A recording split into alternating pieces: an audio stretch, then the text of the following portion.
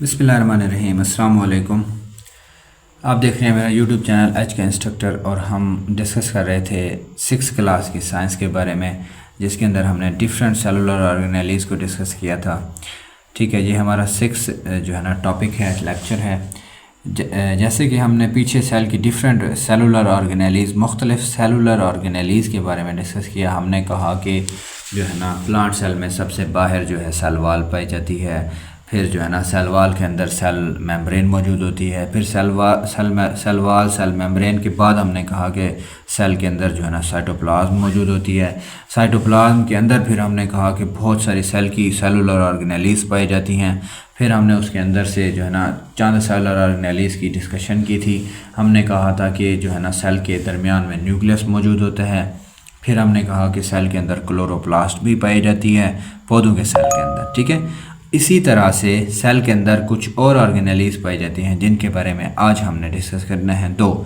वो दो कौन सी हैं? एक होता है हमारे पास माइटोकॉन्ड्रिया, दूसरा होता है वैक्यूल्स। ठीक है, माइटोकॉन्ड्रिया क्या है, सेल की क्या काम है, इस ऑर्गेनेली का सेल की साइटोप्लाज्म के अंदर जो पाई जाती है, इस ऑर्गेनेली का काम क्या है, ये क्या काम करती है, इसका फंक्शन देखते हैं हम। ठीक है, पहले इसकी साख्त क्या है। Rod shaped double membrane bounded organelle is present in the cell which is called as the mitochondria या पावर हाउस। सेल का पावर जनरेटर या माइटोकॉन्ड्रिया इसका नाम है। इस सेलुलर ऑर्गेनेली की साख्त की बात करें हम तो हम कहते हैं कि ये सेल के अंदर दोहरी मेम्ब्रेन वाली एक ऑर्गेनेली है जिसका काम क्या होता है, एनर्जी पैदा करना। इस वजह से इसको पावर जनरेटर कहा गया है। पावर जनरेटर जो तवानाई पैदा करे वो पावर जनरेटर होता है। ठीक है, अच्छा, उसके बाद हम कहते हैं कि inner side of the membrane contain finger like projection called the Christie.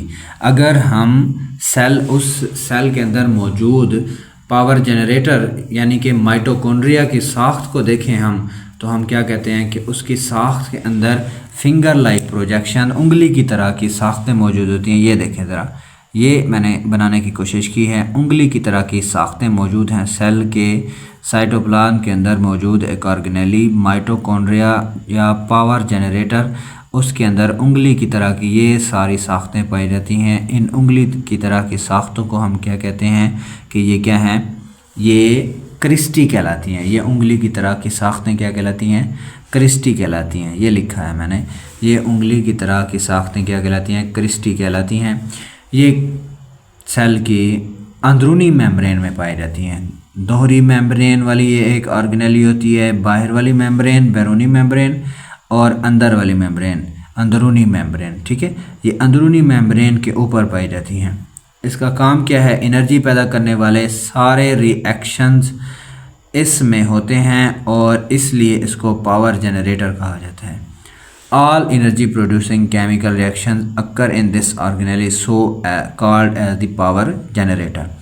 अब सेल के अंदर तवानाई पैदा हो रही है, जो वो तवानाई पैदा कौन कर रहा है, वो यही माइटोकॉन्ड्रिया कर रहा है। इस वजह से इसको क्या कहा जाता है, पावर जनरेटर कहा जाता है।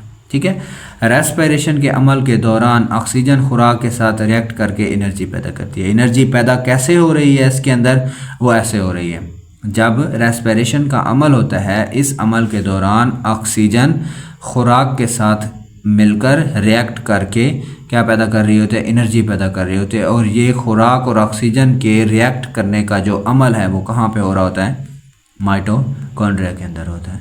ठीक है, इस वजह से माइटोकॉन्ड्रिया के अंदर क्या पैदा हो रही होती है, तवानाई यानी कि एनर्जी पैदा हो रही होती है। और इस एनर्जी पैदा करने की वजह से इसको हम क्या कहते हैं कि ये क्या है, सेल का पावर जनरेटर है। ठीक है, ये था हमारे पास माइटोकॉन्ड्रिया।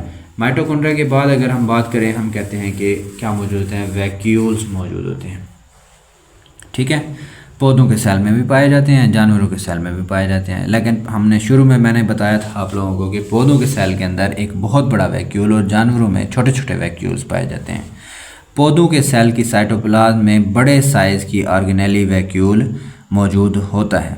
ठीक है, in plant a large vacuole is present in the cytoplasm. पौधों के सेल में एक बहुत बड़ा एक लार्ज वैक्यूल मौजूद होता है।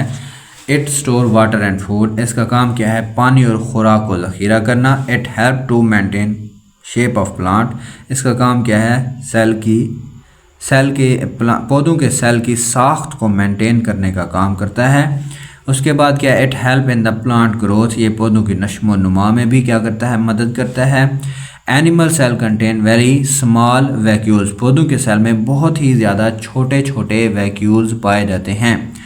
इट आल्सो कंटेन्स फूड, और पौधों के सेल में भी इन वैक्यूल्स का काम क्या होता है, खुराक को ज़ख़ीरा करना। इधर भी खुराक को ज़ख़ीरा करना, पौधों में भी खुराक को ज़ख़ीरा करना जो है ना वैक्यूल्स का काम होता है, और जानवरों में भी, यानी कि ये ऑर्गेनेलीज़ पौधों और जानवरों दोनों में खुराक को ज़ख़ीरा करने का काम करती हैं।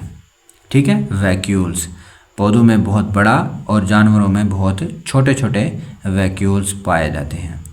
ये था हमारा आज का टॉपिक। अगर कोई चीज़ आपको समझ ना आए तो आप मुझसे कमेंट बॉक्स में पूछ सकते हैं। थैंक यू सो मच, मिलते हैं नेक्स्ट लेक्चर के साथ। अल्लाह हाफ़िज़।